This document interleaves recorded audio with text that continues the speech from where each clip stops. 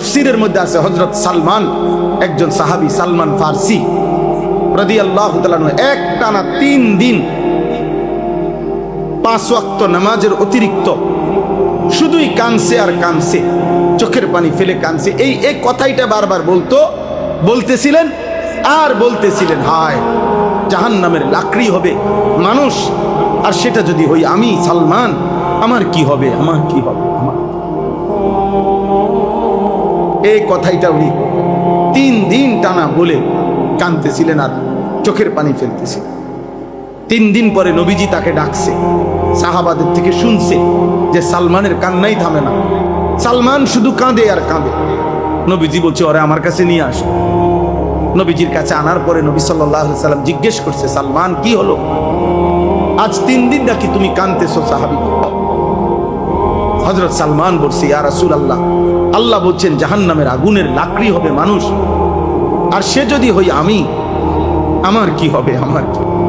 এই ভয় আমার এমন ধরছে ইয়া রাসূলুল্লাহ, আমার এই ভয়ই যাচ্ছে না, আমার চোখের পানি থামতেছে না। এই তখন আল্লাহ নবী সাল্লাল্লাহু আলাইহি সাল্লাম বললেন, সালমান, আমি ওয়াদা দিলাম জান্নাত তোমার জন্য অপেক্ষা করছে। তুমি আমার কলিজার টুকরা সাহাবী সালমান, জান্নাত তোমার জন্য অপেক্ষা করছে। এজন্য শুধু ওয়াজ না ভাইয়া, শুধু ওয়াজ না, শুধু বক্তাগিরি না, বরং এ কথা ভাবানো উদ্দেশ্য তুমি আমি কি করছো ভাই। চাচা 60 বছর তো শেষ, হিসাব কি মিলাইছেন?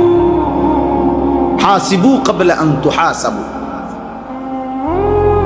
নবী সাল্লাল্লাহু আলাইহি সাল্লাম বলছেন, সাহাবায়ে কেরাম বলছেন, আল্লাহর বান্দাগণ, ফেরেশতা তোমার হিসাব করার আগে তোমার হিসাব তুমি করো, তোমার হিসাব তুমি করো, হ্যাঁ তুমি হিসাব করো। আল্লাহর নবী সাল্লাল্লাহু আলাইহি ওয়াসাল্লাম বারবার সাহাবীকে এই নসিহত করছেন যে সাহাবী, নিজের দিকে খেয়াল করো, নিজের দিকে খেয়াল করো, নিজের দিকে খেয়াল করো। এক সাহাবী জিজ্ঞেস করছেন, ইয়া রাসূলুল্লাহ সাল্লাল্লাহু আলাইহি সাল্লাম, আমাকে একটা মজবুত কথা বলে দেন, যে কথা আমি এমন ভাবে স্মরণ করব, মানব, যে আমার আর মৃত্যু পর্যন্ত পথহারা হব না। তখন আল্লাহ নবী বলেন, কুল আমানতু বিল্লাহ সুম্মা ইসতাকিম।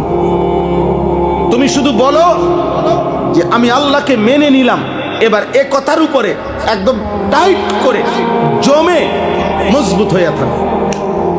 ভাই পৃথিবী যে যাই বলে, 1 কোটি না 100 কোটি